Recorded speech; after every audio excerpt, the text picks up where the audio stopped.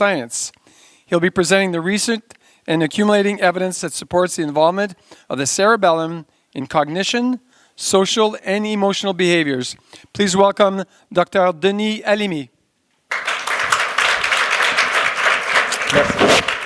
Good. All right, so happy to be here. It's stress to come after all these guys who are brilliant and those who are going to come tomorrow. And it was a stress to prepare this whole thing.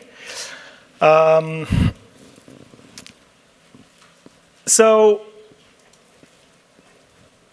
why is this important to us to talk about cerebellum, to talk about behavior, to talk about cognition? Because we are agents of change. As a chiropractors, we bring back movement. We bring back movement to the body, we bring back movement to the joints, and we think that this movement does something to the brain. Just a few weeks ago, I had a patient to come in. She's a head of project at a big company, and she came in for some headaches, migraines, and neck pain. And 2 weeks after, I was asking her, so how's it going? And she was like, oh, it's great. The pain is much less. I don't have any of those headaches that I had literally almost every day. And the other thing, and they always say, I don't know if it's you, is I'm feeling much more zen. I'm cool. Things that used to get on my nerves are not bothering me as much anymore. So at the office, I'm just like really more relaxed. Which is saying, she was almost saying that it's not such a good thing because I'm head of projects, that I need to put pressure on the team, but I'm just being more relaxed. So we want to know more about it. We used to talk about, because I did the neurology program years ago with Professor Carrick, and I still continue doing a lot of these things in US. And we used to talk about what we do to the brain function, to the cortical function, to the prefrontal cortex. And we're starting to realize that actually it might not just be the cortex, but there's probably more to that. So we're going to talk about cerebellum, cognition, motor control, because that's what we know it does, cognitive control, implications in psychiatric disorders, and maybe implications for us as practitioners. This year marks the 500-year anniversary of death of Leonardo da Vinci in France. And actually, for those who want to see some stuff from him, there's a great expo at Louvre right now. You have to get tickets beforehand, but it's actually definitely worth it, the paintings, to go and see that. So the legend is that in 1504, Leonardo da Vinci made a wax casting of inside the cranium and discovered two small brain hemispheres. And this was his interest for him. It was interesting for him because they seem symmetrical and interconnected with both hemispheres. And he called them cerebellum, or the little brain. So that's probably where it comes, the name it comes from that, which means little brain in Latin.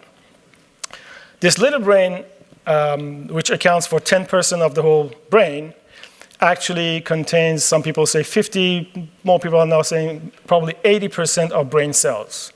So it's actually probably something very important that in that small piece, there's so much brain cells.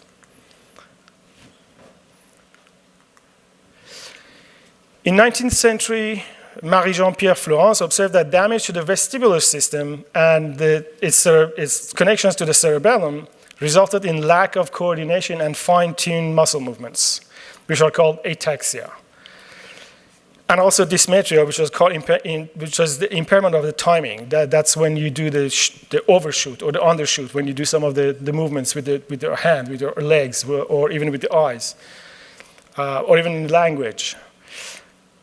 So they saw that removing the cerebellum doesn't stop the movement, but alters the coordination of the movement.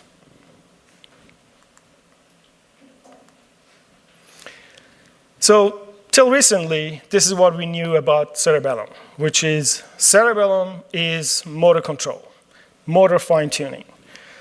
For some of those who come from US, maybe they had to go through some of these tests.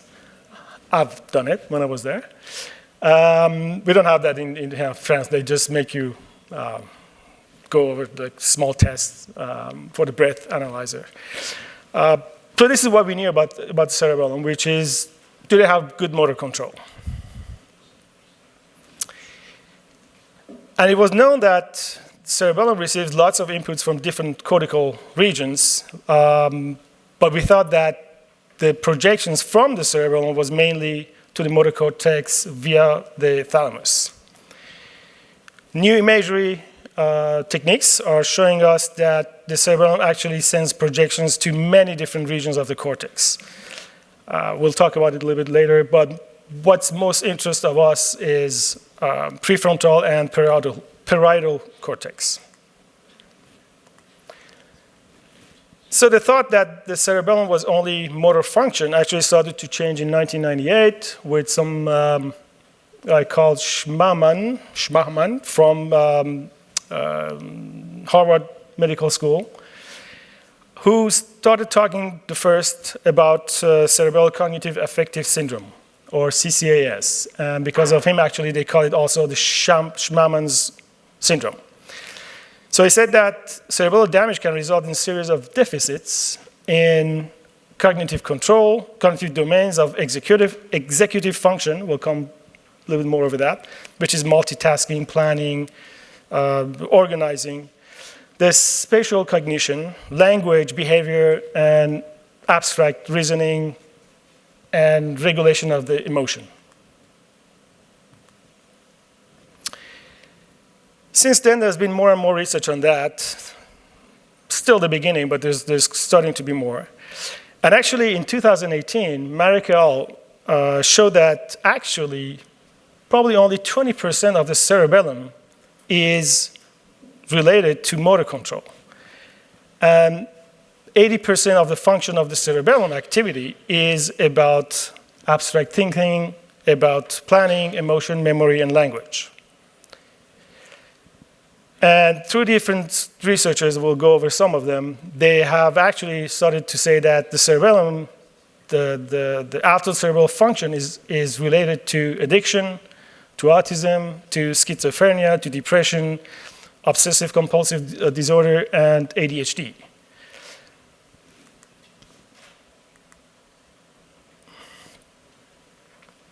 What they found also is that the structure of the anatomy of the cerebellum is very individual. So you can correlate individual differences in brain structure with individual differences in behavior, skills, and capability. Most of us think that who you are is actually what's going on in your brain, in the cortex of your brain. Again, we talked about prefrontal cortex. Now they're saying actually it's probably a lot of involvement in the cerebellum that is making you who you are. They also saw that activity in cortical areas associated with higher cognitive function in the brain cortex was followed by several hundred milliseconds in the cerebellum. So that they think that the nascent thoughts, the thoughts that you start to do to think about something, are actually being relayed to the cerebellum and then comes back to the cortex it goes to the cerebellum for pre-approval before going back to the cortex. And what they're saying is that when we do some things when we are drinking, and there's something that we look back and say, well, that was really stupid, is because cerebellum, which is actually the area that is being targeted by alcohol, is not doing its function, is not doing the editing of the thoughts. And that's why these people would do or say things that they could regret, or that could be funny later on YouTube. So the cerebellum integrates internal, external stimuli and modulates the appropriate responses to maintain a homeostasis state without conscious awareness. So it's a dampener of how we're going to react, how we're going to bring out our output. The theory of thought implies that when the cerebellum is dysfunctional, the clinical manifestation, what we call the dysmetria, is going to be consistent across all domains.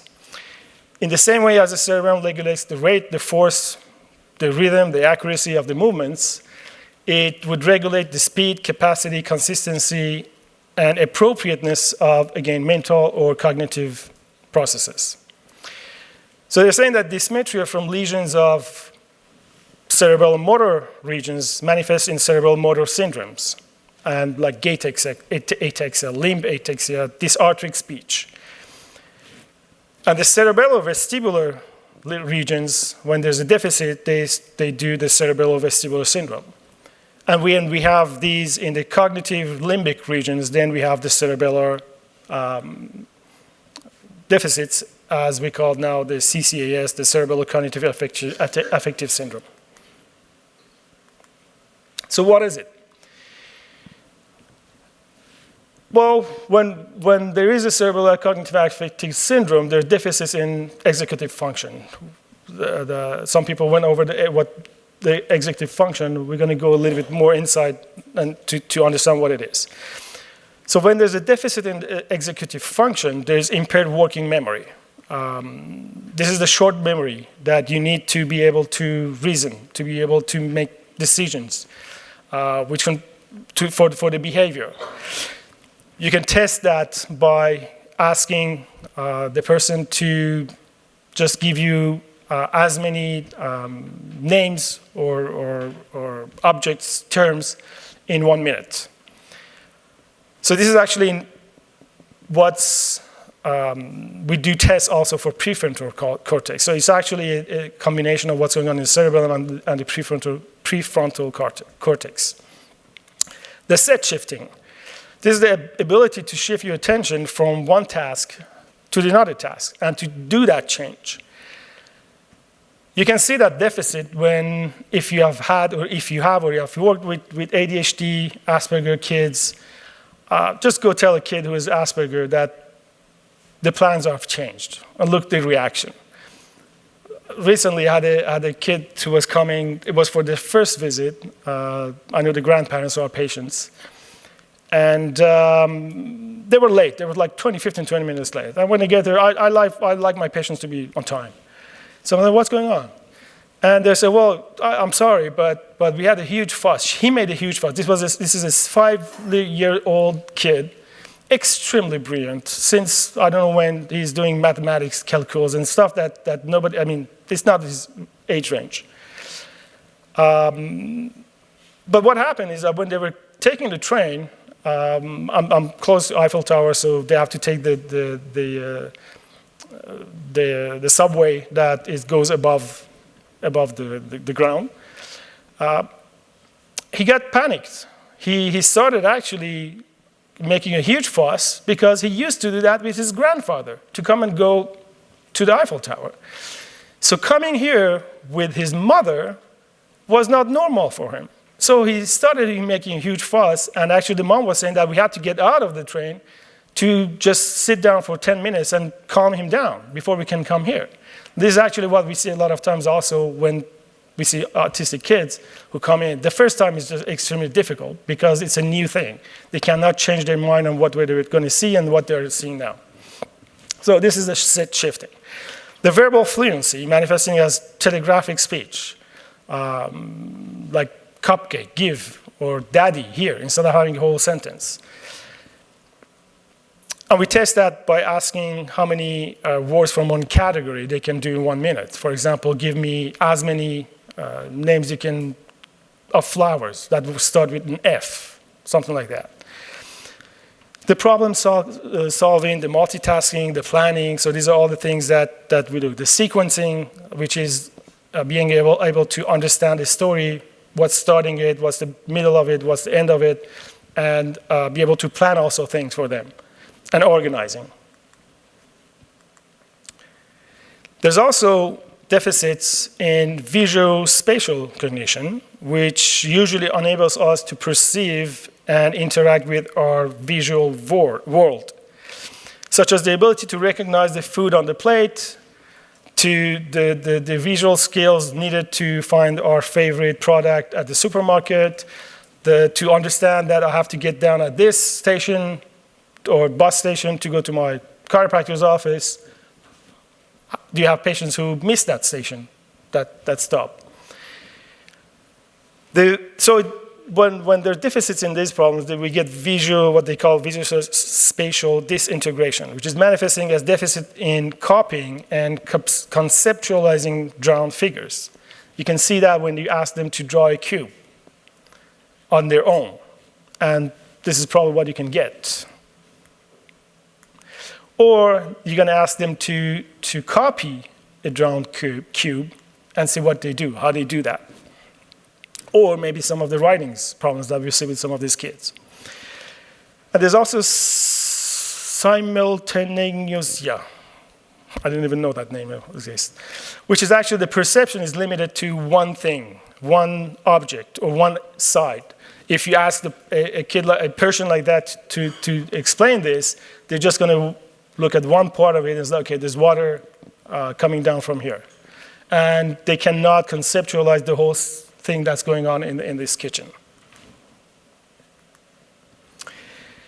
And then there's a deficits in language, which, for example, agrammatism, which is telegraphic speech. Again, when you ask about a picture when the children playing in the park, and they're not going to be able to explain and put words on it, but just going to be trees, children running, something like that.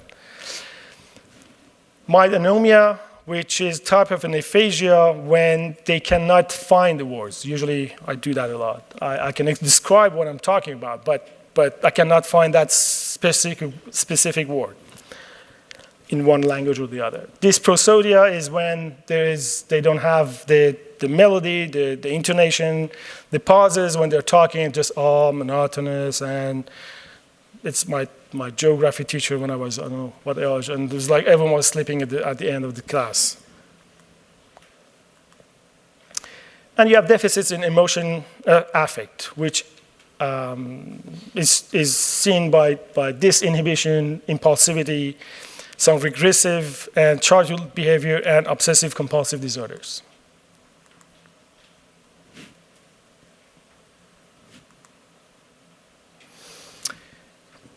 Sorry, did I miss something here?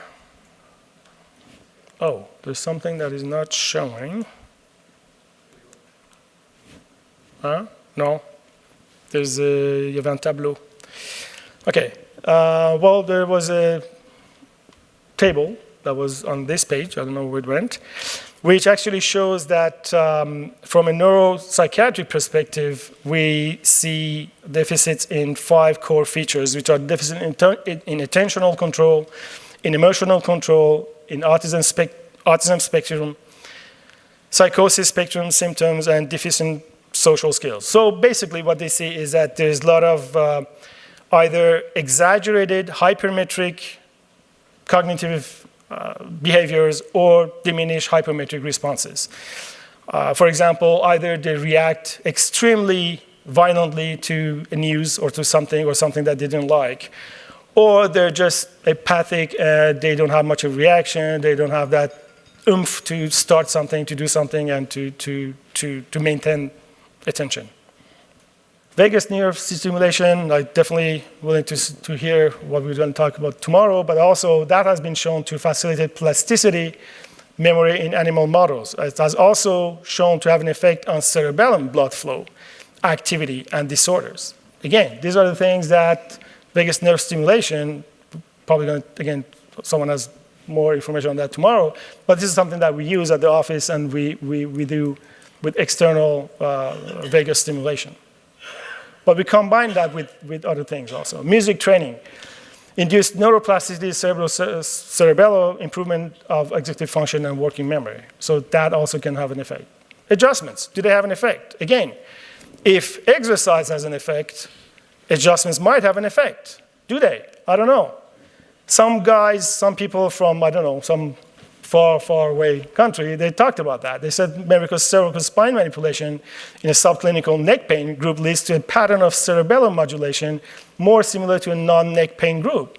So when they did that adjustment, they have actually an activity that is more much of a normal activity in the cerebellum. Huh. Same guys again. Neck pain may change cerebellum motor cortex interaction. The change to facilitation suggests that spinal manipulation may reverse inhibitory effects of neck pain. There's another guy, so not the same guys anymore, 2018, Ellingson et al., they showed that the spinal manipulation therapy reduced not only patient's clinical back pain, but also the aversiveness of the observed back straining exercises, meaning the fear and expected pain. So they also saw changes in the posterior insular, the superior temporal, and the cerebellum with the adjustments. So we might have actually an effect on that. Moser et al., 2019. These guys actually did something which probably is of interest to Dr. Klum, who's going to be talking tomorrow.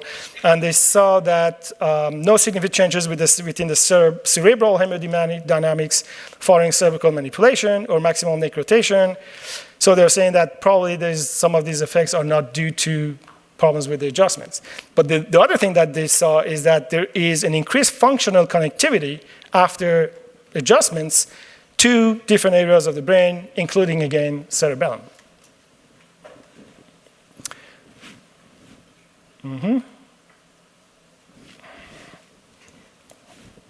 Okay. Great.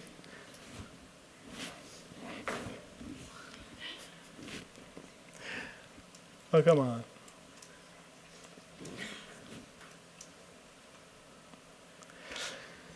So what can we do in our office? Well, there's a lot of things that we can do. We do the adjustments.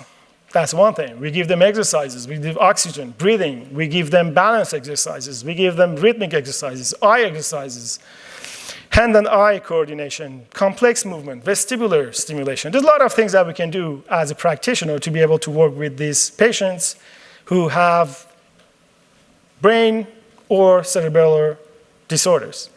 We get a lot of kids. We have a whole program for them, and they go through different stations doing different kind of things.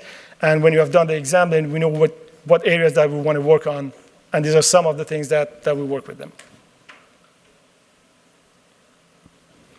So to finish, again, our role as a healthcare practitioner, what is it? I think it's to better understand what we do. I've been doing the neurology with Kerrick for 20-something years, 24 years now. And we have talked about a lot of things that we do in the brain. Now we have some people who actually are doing the research, and they're showing, well, maybe what we were talking about for a long time. And we were seeing the results in the office.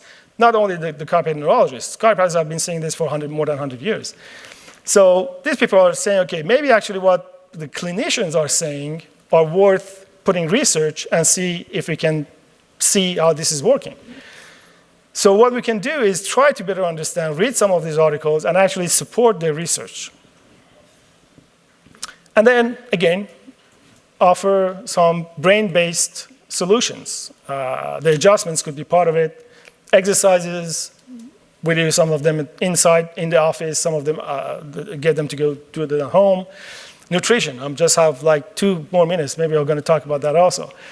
Nutrition at Cerebellum is a huge, huge, huge thing. If you want guys listen to Denis Alemi and some of the guys who work in those fields, we talk a lot about the gluten today is like a huge, huge thing, fat. What's the reality of it? But the problem is not the gluten in itself. The problem is that a lot of people eat gluten, they don't have any problems. The problem is that some of these people with neurological problems, they have also some barriers that are not functioning. When these barriers are not functioning, that gluten goes through the cerebral barrier, and that's when it starts creating reaction, immune reaction. And the thing is, actually, I didn't find the article, but I saw that article like a few weeks ago. I can find that for you guys. Again, the TIS was talking about it years ago. But again, they saw what's going on with the gluten, the form of the molecule, and what's going on in the cerebellum. And so what happens is that when these barriers are not tight, functioning, then when the gluten goes in the cerebellum, in the brain areas, then the immune reaction starts to attacking cerebellum. And that's why we are probably having some of these effects with these kids, ADHD, autism, all these things. And when they take off the gluten off for these kids, they start having some improvements because we started reducing that immune reaction. So again, when it's a very difficult presentation to talk only about cerebellum because there's so many connections to so many other things. But we as clinicians, when we're working on them, then we are working on different things. We're chiropractors, we're going to do adjustments. We're going to talk about exercises, but we're going to also talk about nutrition and try to have a global view on these patients and what we can do with them. So again, just to finish, I'm really happy to be able to be here with some of these guys who do some terrific work and probably could help us, again, to understand a little bit more and have more applications for what we do every day in the office with our patients. Thank you.